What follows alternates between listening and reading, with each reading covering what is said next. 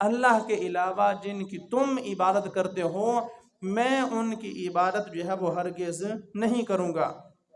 اور یہاں پر اگر رک کر کہا جائے تو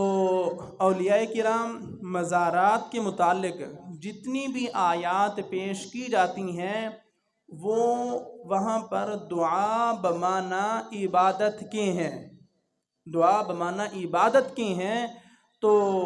وجہ کیا ہے کہ وہ ساری آیات مشرکین کے بارے میں ہوتی ہیں کہ مشرکین اپنے بتوں کو پکارتے ہیں عبادت کی غرض سے، اور کوئی بھی مومن کسی بھی ولی کو نہیں پکارتا، اس کے دربار پر ہرگز نہیں جاتا عبادت کی نیت سے۔ عبادت صرف اور صرف اللہ کے لیے ہے، اور اللہ کے علاوہ کسی کی بھی عبادت جائز نہیں ہے۔ تو لہٰذا ترجمے میں گڑبڑ کر کے لوگوں کے عقیدے کو خراب کرنے کی کوشش کی جاتی ہے۔ تو دعا 3 معنوں میں استعمال ہوتا ہے، تو کوئی بھی آپ ایسی آیت پیش نہیں کر سکتے کہ جس میں یہ کہا جائے کہ آپ اگر کسی بزرگ، کسی ولی اور کسی دربار پر حاضر ہوں بغیر عبادت کی نیت کے، صرف اور صرف اللہ کا جو ہے ولی سمجھتے ہوئے اور اللہ کا قرب پانے والا بندہ سمجھتے ہوئے بھی اگر کوئی چلا جائے تو اس سے بھی منع کیا گیا ہو، ایسی کوئی بھی آیت نہیں ہے۔ صرف وہی آیات ہیں کہ جس میں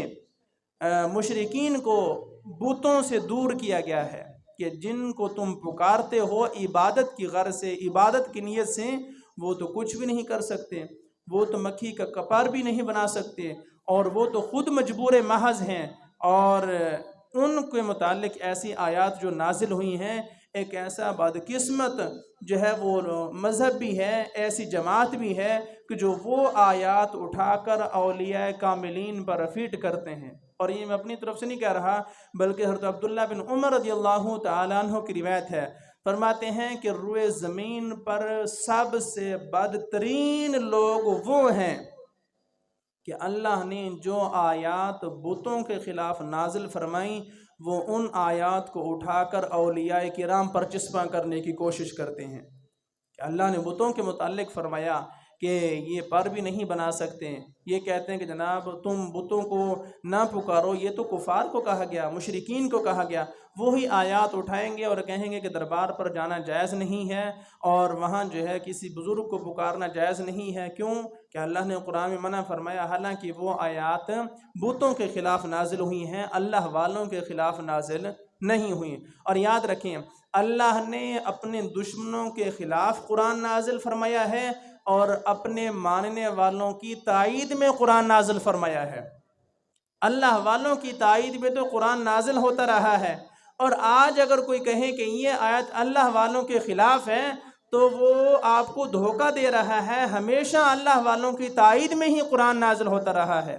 اللہ والوں کے خلاف قرآن کبھی بھی نازل نہیں ہوا، ہمیشہ ان کی تائید میں، ان کی مدد اور نصرت میں ہی قرآن مجید جو ہے وہ نازل ہوا ہے۔ اللہ نے اپنے دشمنوں کے خلاف قرآن نازل فرمایا ہے، مشرکین کے خلاف قرآن نازل فرمایا ہے، کافروں کے خلاف قرآن نازل فرمایا ہے، اور اسی طرح بتوں کے خلاف جو ہے وہ شرک کے خلاف قرآن نازل فرمایا ہے۔ لیکن اللہ والوں کے خلاف قرآن نازل نہیں ہوا، اللہ والوں کی حمایت میں قرآن نازل ہوا ہے، ان کی عزت، احترام، فضیلت کے اظہار میں جو ہے وہ قرآن نازل ہوا ہے۔ تو اس غلط فہمی سے جو ہے وہ ہمیں بہرحال بچنا چاہیے، اور لوگ جو گمراہ کرنے کی کوشش کرتے ہیں ان سے جو ہے وہ ہر حال میں بچنا ضروری ہے۔